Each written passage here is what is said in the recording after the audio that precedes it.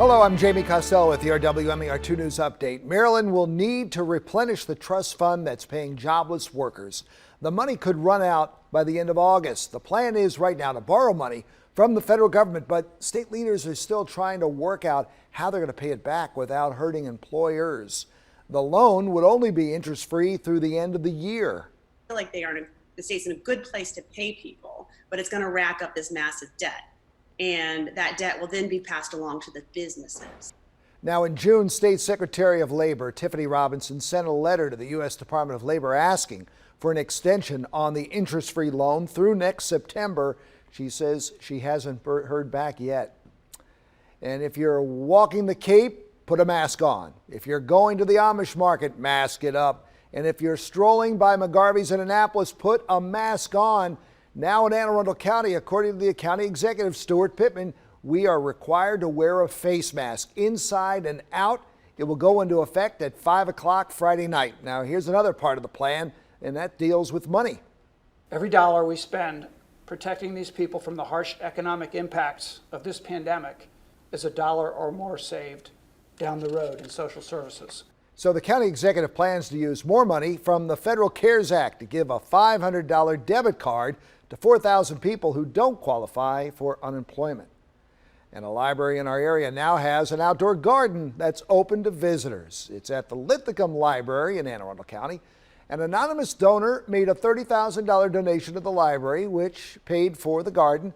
It has bay-friendly, drought-resistant, and native plants, along with a stone wall and bench. It also has a safe place to read during the pandemic.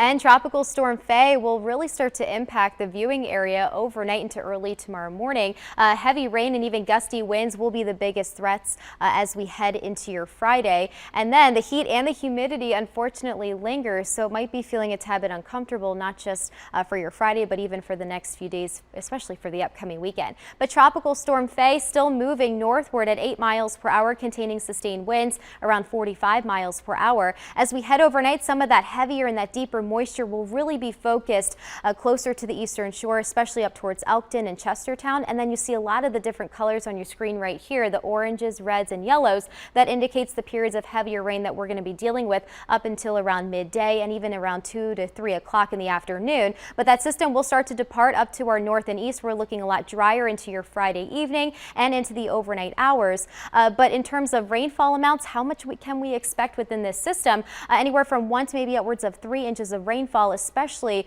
for areas around the eastern shore and along the coastline.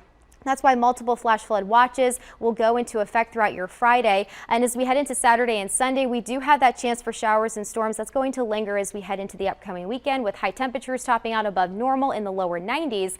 And then starting off the work week with that chance for showers and storms, but looking a bit more settled, but still going to stay on the warmer side as we head into the middle of next week. Back to you. All right, Stevie, thank you. Hey, you can click with us online at WMAR2news.com for updates on top stories and breaking news. Also, for news and weather while you're out there on the go, download the WMAR 2 News app in the App Store. You can watch live radar and get breaking news sent right to your phone. Thanks for watching. I'm Jamie Costello. This WMAR 2 News Update is sponsored by Jones Junction.